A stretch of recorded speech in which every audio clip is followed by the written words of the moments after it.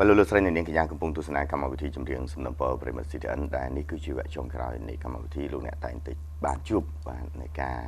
จุ่มเรียบรอบอัมพีประวัติโฮไฮนั่งบอกไว้อัมพีสำนักปอนเซนดาราอะไรนี้มาสมปอนสวัสดิ์คุมตุสนิกจุนบาทสมจนเรียบซัวบองปอนตุสนิกจุนลูกทาโลยีหนึ่งลูกปูนมินอ้อจะตีรอบอ่าน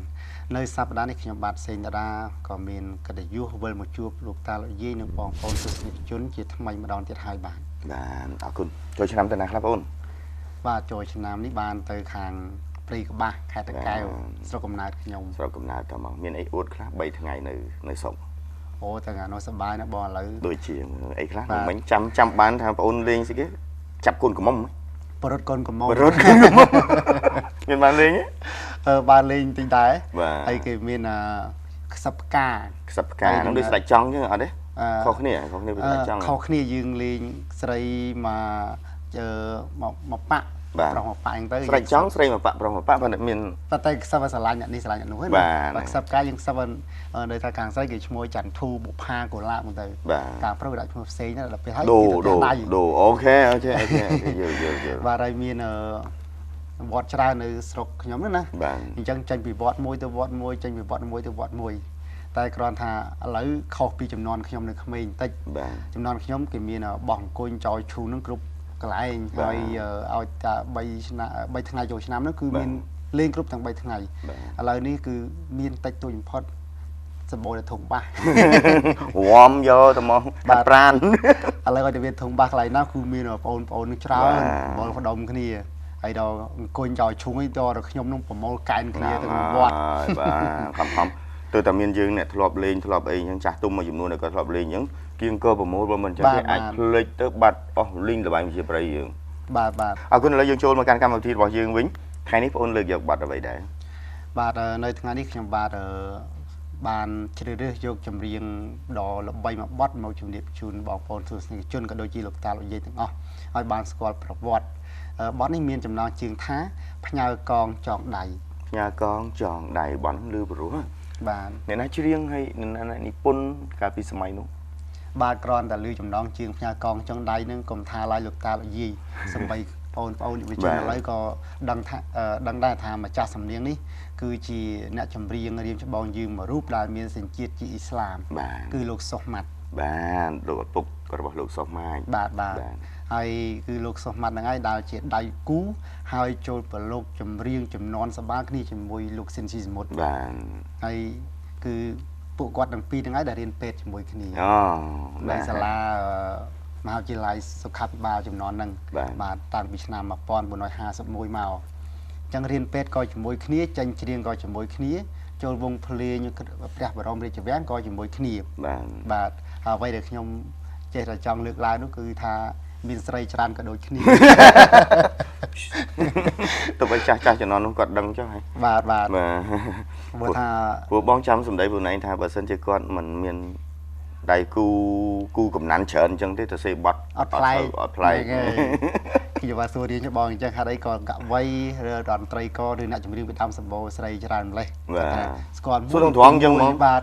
แมนยี่ท่าเนี่ยอยู่จัดเฉินเนี่ยบาทคือสมบูรณ์ใส่ยังมั้งสมบูรณ์ได้มาดองโดยลูกปืนสิพอยังสกอร์เนียงจันทูได้ตายบอดจันทู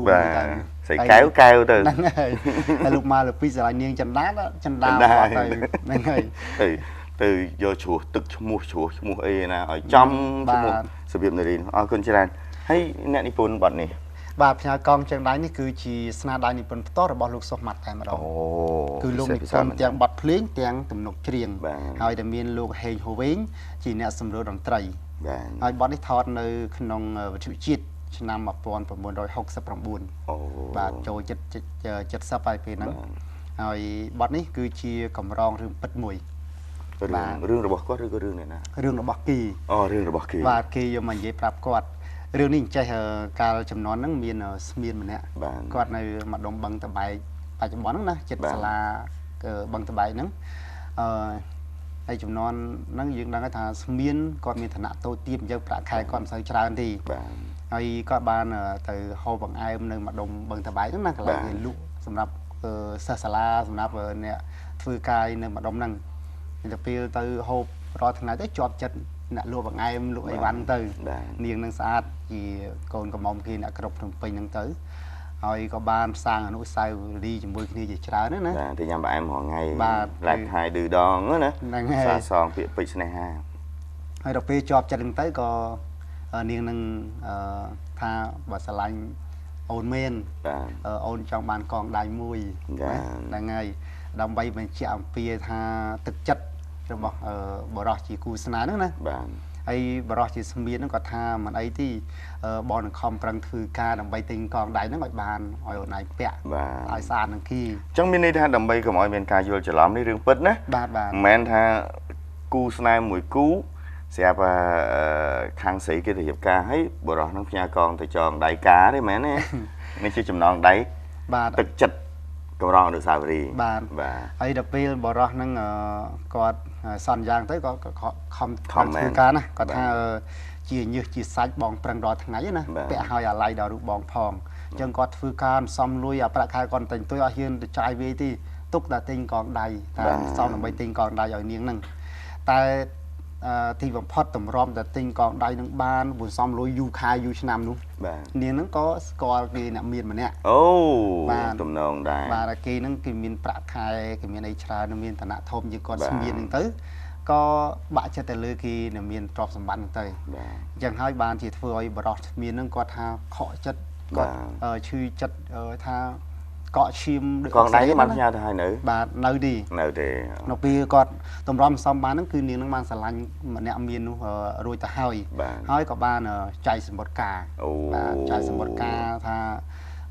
អញ្ជើញភ្ញៀវទាំងអស់មកចូលរួមកម្មវិធីនាងហ្នឹងព្រោះថាគេខាងប្រុសអ្នកមានអញ្ចឹងគេធ្វើវិធីការធំដុំណាបាទអញ្ចឹងបរោះហ្នឹងគាត់ថាឈឺចាប់មែនទែនបរោះស្មានអភ័ព្វហ្នឹងអញ្ចឹងហើយបានជាដល់ថ្ងៃការហ្នឹងគាត់ថាបើទោះបីជាមិនបានទៅក៏គាត់ផ្ញើកងទៅដែរអញ្ចឹងបានពេលនាងនឹងរៀបការទៅគាត់ក៏បានផ្ញើកងទៅចងដៃអញ្ចឹងបូកជាមួយគ្នាទាំងព្រមតំងផ្ញើកងចងដៃថ្ងៃការផងជាកម្រងអនុស្សាវរីយ៍ដែរនារីនោះចង់បានតាំងពីដើមមកផងគាត់ដើម្បីបំពេញតាមការសន្យារបស់គាត់ហើយមួយទៀតទោះបីថាមិនបាននាងនឹងក៏ដោយក៏គាត់ថាផ្ញើកងនឹងទៅឲ្យនាងនឹងដឹងថាគាត់នឹងខំប្រឹងដើម្បីនាងនឹងមែនអញ្ចឹងហើយបានជាទំនុកកណ្ដាលក៏ថាបដាំប៉ុណ្ណឹងគួរចាំណាមិនបានមួយឆ្នាំអូនប្រែបែរខ្នងបាទពីលជួបមកហើយប្រងើយដាក់បងត្បូងពេជ្រដាំកងក៏មិនចេះស្ដីបាទហើយដល់ពេលគាត់មានរឿងថាខ្លោចផ្សាក្នុងចិត្តដោយសារនារីជាសង្សារនឹងឲ្យថាក្បត់ចិត្តរៀបការជាមួយប្រុសថ្មីយ៉ាងទៅក៏គាត់យករឿងហ្នឹងមកប្រាប់លោកសុសម៉ាត់ណាអញ្ចឹងបានថាណាហើយកាលហ្នឹងលោកសុសម៉ាត់គាត់ជាអ្នកចម្រៀងប្រចាំវងភ្លេងជូជាតិបាទហើយបោះប្រាប់ទៅតាមដំណើរទៅលោកសុសម៉ាត់ក៏ជួយទៅសេបត់នឹងចេញមកហើយគាត់តែងនឹងប៉ារ៉ូលផងតែងនឹងបត់ភ្លេងផងហើយបានទៅពឹងលោកហេងហូវេងលោកហេងហូវេងកាលហ្នឹងគាត់ជាមេភ្លេងនៅវិទ្យុជាតិហ្នឹងឲ្យតែចម្រៀងថតនៅវិទ្យុជាតិភាគច្រើន 99% គឺលោកហេងហូវេងជាអ្នកដឹកនាំភ្លេងប្រគំយើងហៅថាអ្នកសំណួរតន្ត្រីនោះហើយក៏បានថតបទហ្នឹងចេញមកល្បីមែនទែនឆ្នាំ1969ចូល70ហ្នឹងនិយាយពីអ្នកនៅតាមជនបទឬក៏អ្នកនៅភ្នំពេញអ្នកណាក៏ចេះច្រៀងបទហ្នឹងដែរស្ដាប់ទៅមើលឃើញរូបភាពណាបាទគឺបទហ្នឹងល្បីប្រជែងគ្នាជាមួយឧត្តមដួងចិត្តកាលហ្នឹងហើយដល់ពេលបានថតល្បីហ្នឹងទៅក៏បានលឺដល់នាងហ្នឹងទៅបាននាងហ្នឹងថាតែហួតទៅហើយជ្រុលហើយបាទហើយបាទអីអស់លីងសាច់រឿងណាតួប្រុសតួស្រីសូមលាក់ឈ្មោះបាទសូមអញ្ជើញតាមដានទស្សនាតាមរយៈបទផ្ញើកងចងដៃដូចតទៅ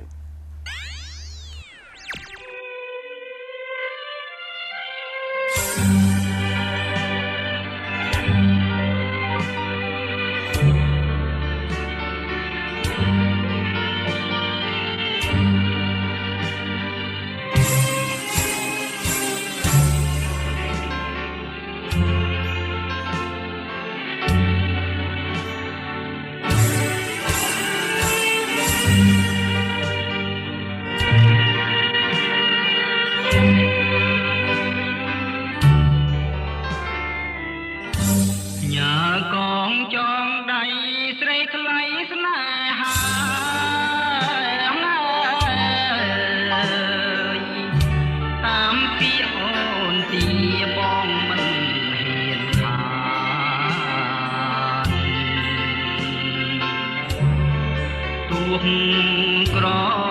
ដល់ថ្នាក់បុណ្យស័ក្តិជា ស្មៀនខំរកឲ្យបានផ្ញើជូនស្រីថ្លៃ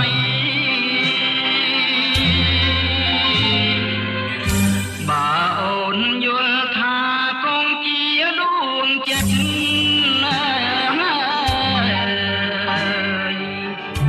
ដំណាងពីងពិតជាកងនិស័យ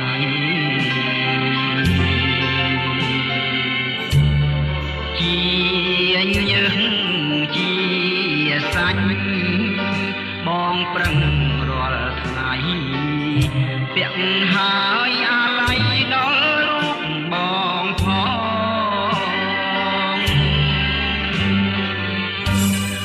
មនដាំប៉ុននឹងគួរដឹងគួរចាំមិនបានមួយឆ្នាំអូនប្រែបែកខ្នង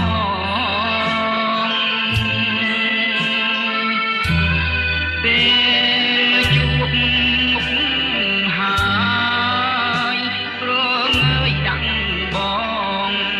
ត្បូងពេជ្រដាំកងក៏មិនចេះស្ដីបើកងវាចាប្រាប់ថាមានម្ចាស់ម្លេះអូនកាត់ខ្មាស់ដូចនាងកងរី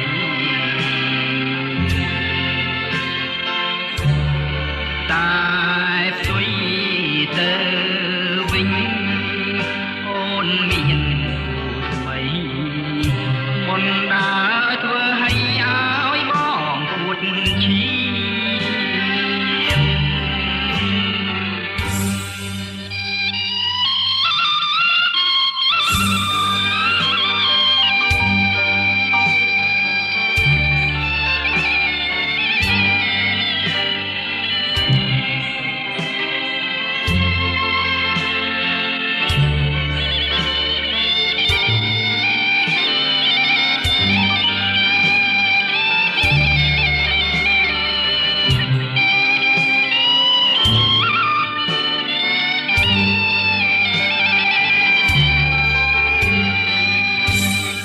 មន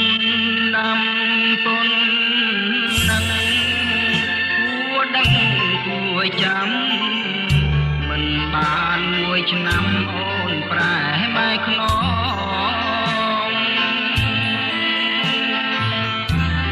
ពេលជួបមុខហើយព្រងើយដាក់បងត្បូងពេជ្រដាំកងក៏មិនចេះស្ដី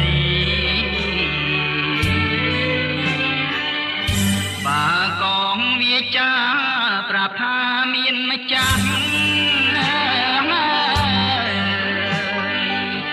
ម្លេះអូនកាត់ខ្មាស់ដូចនាងកងរី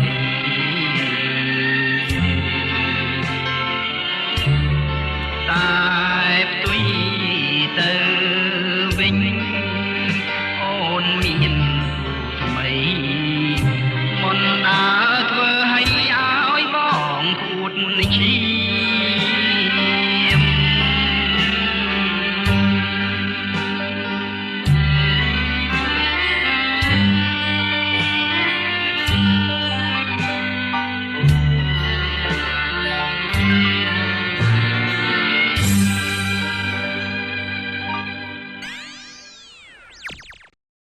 ្ដាយមែនទែនបងប្អូនពេលវេលារបស់យើងខ្លីណាស់ចុងក្រោយនេះបាទមានអ្វីបន្ថែមហើយនឹងដើម្បីជំរាបលាទស្សនិកជនក្នុងឱកាសនេះដែរបាទខ្ញុំជឿជាក់ថាលោកតាលោកយាយក៏ដូចជាបងប្អូនលោកពូនអមីនទស្សនិកជនដែលនិយមទស្សនាកម្មវិធីនេះទាំងអស់ប្រកាសជាមានអារម្មណ៍រំភើបរីករាយហើយភ្ញាក់ផ្អើលមែនទែនក្រោយពីដែលស្ដាប់ខ្ញុំរៀបរាប់អំពីប្រវត្តិបទផ្ញើកងចងដៃដែលជាបទល្បីឯកប្រចាំតកូលលោកសុខម៉ាត់នេះហើយបទនេះក្រៅពីសម្លេងរបស់លោកសុខម៉ាត់ដ៏សែនពីរោះគឺមានសម្លេងយូឡុងរបស់លោកអ៊ុំតារាកូដនៅក្នុងនឹងផងហើយមួយទៀតសម្លេងខ្លុយដែលផ្លុំយ៉ាងក៏លួចនៅក្នុងបទនេះក៏ជាសម្លេងខ្លុយរបស់លោកតាមេងហ៊ុនបាទដែលជាតន្ត្រីករខាងផ្នែកខ្លុយដល់3ចំនួននោះហើយលោកតាមេងហ៊ុននឹងឯងដែលជាឪពុករបស់អ្នកនាងមេងកែពេជ្រដាបច្ចុប្បន្ននេះដែលផ្លុំប្រគំនៅក្នុងបទនេះ ចឹងក៏តាមរយៈបាទនេះខ្ញុំបាទសេងតារាក៏សូមមកទិសជូនដល់វិញ្ញាណក្ខន្ធរបស់លោកសុខម៉ាត់ដែលជាម្ចាស់សំនៀងនិងជាម្ចាស់ស្នាដៃនិពន្ធហើយក៏សូមផ្ញើជូនទៅដល់លោកអ៊ំហេងហូវែងដែលបច្ចុប្បន្ននៅមានជីវិតនៅឡើយនៅឯសហរដ្ឋអាមេរិកសូមឲ្យលោកអ៊ំមានសុខភាពល្អបាទអរគុណច្រើនបាទកម្មវិធីបានដល់ទីបញ្ចប់អរគុណមែនតើនៅពេលនេះខ្ញុំបាទសូមជម្រាបលាជាមួយនឹងបងសេងតារាអរគុណធ្វើឲ្យបងគួតឈី